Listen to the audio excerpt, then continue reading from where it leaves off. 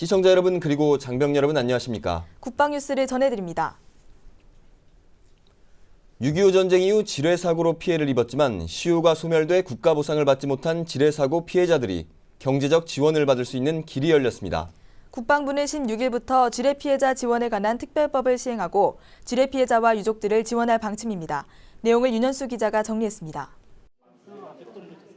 지난해 10월 국회를 통과한 지뢰 피해자 지원에 관한 특별법이 16일 본격 시행됐습니다. 이에 따라 6.25 이후 지뢰 폭발 사고로 피해를 입었지만 보상을 받지 못한 피해자들이 금전적인 보상을 받을 수 있게 됐습니다. 신청 대상자는 1953년 7월 27일부터 2012년 4월 15일까지 시효가 소멸된 지뢰 사고 피해를 입은 당사자 또는 그 유족입니다.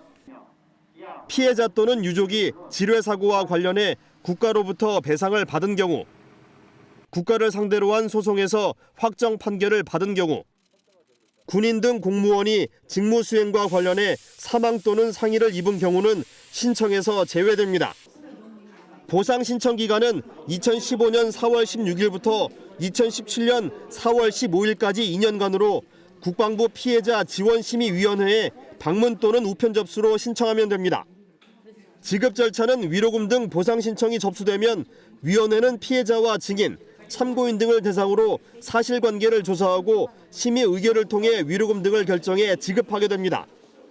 국방부는 지뢰사고로 고통을 받고 있는 피해자와 유족들이 한 명도 빠짐없이 위로금을 신청할 수 있도록 민원 편의를 제공하는 등 적극적으로 지원할 계획입니다. 국방뉴스 윤현수입니다. 합동대학교에 입교한 예비 지휘관들이 병영 내 안전문화 확산을 위한 교육을 받고 있습니다. 교육을 받는 예비 지휘관들은 지휘관부터 솔선수범해서 안전문화를 확산해 나가겠다고 다짐했습니다. 정상윤 중입니다. 지난해 육군에서 발생한 사건 사고는 3,400여 건에 이릅니다. 예비 지휘관들이 부대 내 사고를 막고 안전한 병영을 만들기 위해 앞장섰습니다. 육군 헌병실 안전훈련센터는 병영문화 혁신의 일환으로 합동대학교 지휘관리과정 교육생들에게 안전문화 교육을 실시했습니다. 헌병 전문교관이 실제 야전부대에서 접할 수 있는 자살과 성폭력, 인권침해 사고 등을 소개하고 예비 지휘관은 이를 바탕으로 열띤 토론을 벌입니다. 특히 예비 지휘관들은 각종 사고가 발생할 때 지휘관으로서 조치해야 할 사항들을 직접 역할해보며 배우는 액션 러닝 기법을 적용해 교육생들의 많은 호응을 받았습니다. 지휘관으로서 부임했을 때 사고 예방을 위해 무엇을 해야 할지 막연했지만 이번 교육을 통해서 지휘관으로서 사고 예방과 조치를 어떻게 해야 하는지에 대해서 명확히 알 수 있는 좋은 기회였습니다. 대대장으로서 부임하면 사고 없는 안전한 부대로 만들 수 있다는 자신감이 생겼습니다. 육군본부 헌병실 안전훈련센터는 지휘관이 솔선수범하는 안전문화 확산을 위해 올해 합동대학교 지휘관리과정 대령 4개 기수와 중령 5개 기수에 대해 안전문화 교육을 실시할 계획이라고 밝혔습니다. 국방뉴스 정상윤입니다. 육군이 수사 전문기관 단체와 협업과 교류를 확대하는 등 전문적이고 투명한 과학수사를 위해 다각적인 노력을 펼치고 있습니다. 지난 2일엔 국립과학수사연구원과 업무 협약을 체결한 데 이어 15일엔 한국법과학회, 대한법의학회와도 업무 협약을 체결하고 상호 협력과 지원을 강화하기로 했습니다. 이번 협약은 수사 전문기관 단체의 과학적 기법과 전문 시스템을 활용해 사건 사고의 실체를 명확히 규명하고 국민 신뢰를 얻기 위해 체결됐습니다. 육군은 앞으로 사건 처리 모든 과정에서 수사 전문기관과 단체, 전문가 참관을 보장해 투명성을 높이고 전문성을 지속적으로 확보해 나갈 계획입니다. 육군은 수사 전문기관 단체와 협업 체계를 구축하고 각계 전문가와 간담회를 하는 등 공정하고 투명한 사건 처리 절차와 과정을 정착시키기 위해 노력할 방침입니다. 백승주 국방부 차관이 최근 도비탄 사고가 있었던 경기도 포천시 로드리게스 훈련장을 방문해 현장 상황을 점검했습니다. 백 차관은 미 8군 부사령관으로부터 최근 있었던 사고 상황에 대한 설명을 듣고 사고 원인 규명과 향후 안전대책 진행 상황을 확인했습니다. 맥키런 미 8군 부사령관은 안전조치를 충분히 고려했음에도 사고가 난 것에 대해 유감을 표하며 원인 조사가 끝나고 완벽한 안전 대책이 마련될 때까지 동일한 훈련을 금지하고 있다고 밝혔습니다. 이에 대해 백 차관은 사고 원인 규명 결과에 대해 투명하게 정보를 공유하고 다시는 사고가 발생하지 않도록 해달라고 당부했습니다. 공군 15특수임무비행단 폭발물 처리반이 서울 도심 한복판에서 발견된 폭탄을 안전하게 처리했습니다. 지난 15일 서울시 문정동의 한 공사 현장에서 항공탄으로 보이는 폭발물이 발견돼 공군 15비 폭발물 처리반이 출동했습니다. 폭발물 처리반은 만약을 대비해 근처에 있는 시민들과 공사장 관계자들을 대피시킨 후 조심스럽게 폭탄에서 신관을 떼어냈습니다. 신관을 떼어낸 후 EOD반은 폭탄을 안전하게 옮겨 폭발물 회수 차량에 실었습니다. 공군은 이날 발견된 폭탄이 260파운드가량의 항공 투하탄으로 6.25 전쟁 당시 미군이 사용했을 것으로 보인다고 밝혔습니다. 최전방 강원도 천원을 수호하고 있는 육군 육사단이 16일 제2땅굴 발견 40주년 기념 행사를 했습니다. 땅굴 발견을 기념하고 당시 수색작전관 산하한 8명의 전우를 기리기 위한 이번 행사에는 참전 용사들과 각 지역 기관장, 그리고 육사단 장병들이 참가했습니다.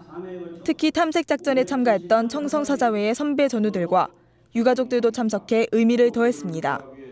행사는 군악 연주회를 시작으로 헌화와 분향, 육사단장의 기념사 순으로 진행됐습니다.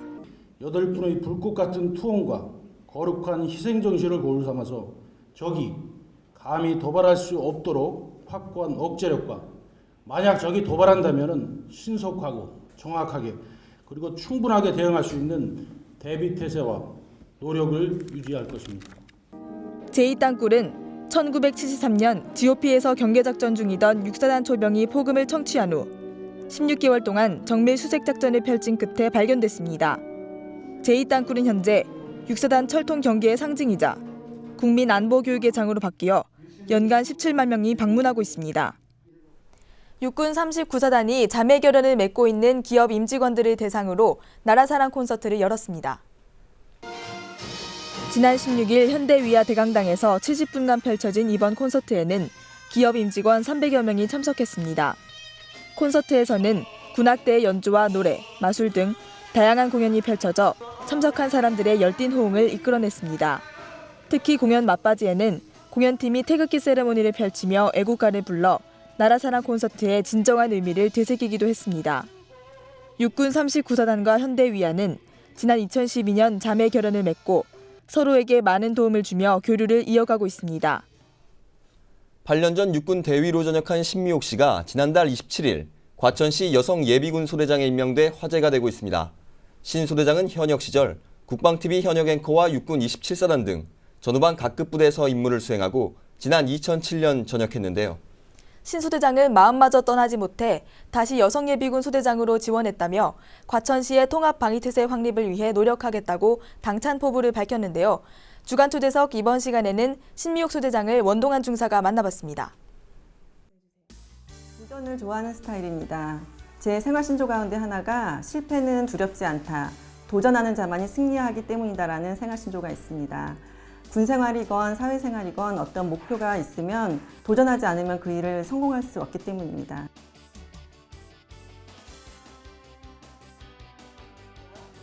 지난달 27일 과천시 여성 예비군 소대가 창설됐습니다. 이중 8년 전 육군 대위가 여성 예비군 소대장으로 다시 군에 복귀해 화제가 되고 있는 신미옥 소대장. 신 소대장은 여군 45기 의정병과로 지난 2000년에 임관해 육군 27사단과 11사단, 국방부 등 전후반 각급 부대에서 임무를 수행했습니다. 군생활 중에 제일 처음 군대에 들어왔을 때였던 것 같습니다. 지금은 없어졌지만 국방부 안에 여군학교라는 곳이 있었어요. 여군학교에서 동기들과 함께 내무생활했던 시절, 그리고 훈련받았던 일, 사격, 유격훈련, 총검술, 태권도 이런 것들이 제일 기억에 많이 남습니다. 또 현역 시절 국방TV 현역 앵커 1기로 선발돼 국방뉴스 진행과 현장 취재 기자로도 활약했습니다. 그 당시 저희가 모두 처음 해보는 업무라서 익숙하지 않았던 점들도 많이 있었습니다. 현장 뉴스 취재라든지 그리고 생방송 뉴스 진행, 라디오 뉴스, 각종 행사 진행 등 저희가 처음 하는 업무들이 많아서 익숙하지 못했었죠. 그래서 잦은 방송 사고도 내고 또 실수도 많이 했는데 또 저희 국군 장병 여러분들이 잘 봐주셔서 무난히 넘어갔던 것 같아요. 그녀의 어렸을 적 꿈은 군인. 지난 2007년 6월 대위로 전역을 했지만 후회하지 않는다고 말합니다. 여자로서 남자도 갔다 오기 힘든 군대에 다녀왔다는 점 그 자체가 사회생활을 하는데 가장 큰 도움이 된다고 생각합니다. 육군 대위로 전역했다는 사실에도 다른 사람들도 저에게 기대를 많이 하고 있고요. 저 역시 그 기대에 부응하기 위해서 제 맡은 바 역할을 최선을 다하는 것 같습니다. 제가 군 생활을 그렇게 오래 하진 않았습니다. 7년 동안 군 생활을 했는데요. 제일 힘들었던 시절은 초급 간부 시절이었어요.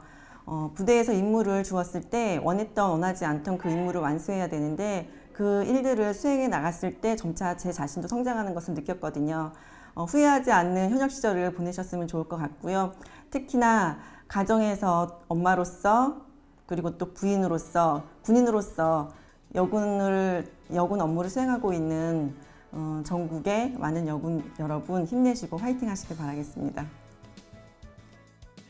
원하던 원하지 않던 하고 싶은 일만 할 수는 없습니다. 올해 우리 군은 여군 만명 시대를 앞두고 있습니다. 수많은 길 중 여군의 길을 택한 신미옥 씨가 다시 여성 예비군 소대장으로 돌아온 모습을 보며 여군의 역할과 위상을 다시 한번 생각해 보게 됩니다. 국방뉴스 원동환입니다. 밀리터리 기네스 11번째 시간입니다. 오늘은 6.25 전쟁의 유일한 여성 종군 기자를 소개해 드릴 건데요. 6.25 전쟁을 취재한 300여 명의 종군 기자 중 유일한 여성 기자, 바로 마가렛 히긴스입니다.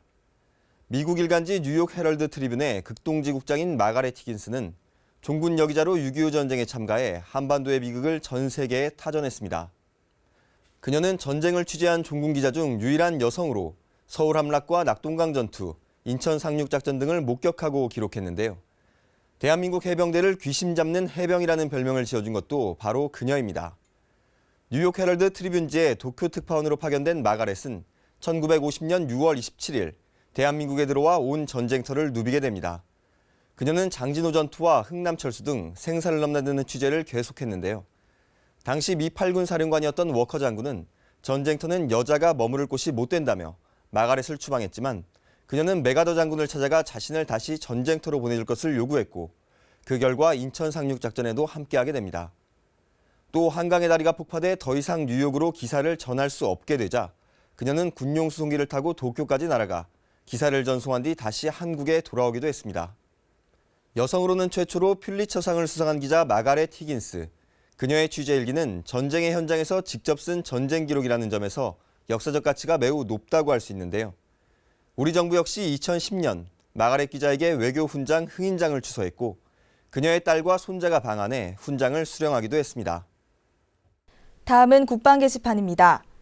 정부 3.0 추진위원회가 정부 3.0 추진 3년차를 맞이해 중앙행정기관과 지방자치단체, 공공기관, 민간의 정부 3.0 성과와 미래 모습을 직접 체험할 수 있는 박람회를 개최합니다. 국민 누구나 무료로 관람할 수 있으며 이달 30일부터 5월 3일까지 서울 코엑스에서 열립니다. 각 테마별 체험관과 맞춤 컨설팅, 이색 전시회가 진행됩니다. 국방부가 전 국민을 대상으로 실시한 대한민국 국군 29초 영화제 시상식을 개최합니다. 이달 22일 저녁 7시 서울 한남동에 위치한 블루스퀘어 삼성카드홀에서 열리며 군악대의 모든부 공연과 비보이, 걸그룹 포미닛의 공연도 진행됩니다. 참석을 원하는 국방부 합참 간부와 직원들은 20일까지 사전 신청하시기 바랍니다. 국방기술품질원이 16일 국방부, 방위사업청, 섬유 분야 공인시험기관과 기품원 섬유 분야 품질 보증 업무 담당자들이 참석한 가운데 섬유 분야 학술 교류회를 실시했습니다. 이번 교류회는 민간의 우수한 기술을 군수품에 적용하기 위해 지난해 처음 실시된 이래 한 단계 발전해 최근 개발되고 있는 평가 방법과 기능성 소재가 사용된 피복의 효율적인 품질 검사 등의 다양한 주제가 발표됐습니다. 병무청이 공익법무관을 모집합니다.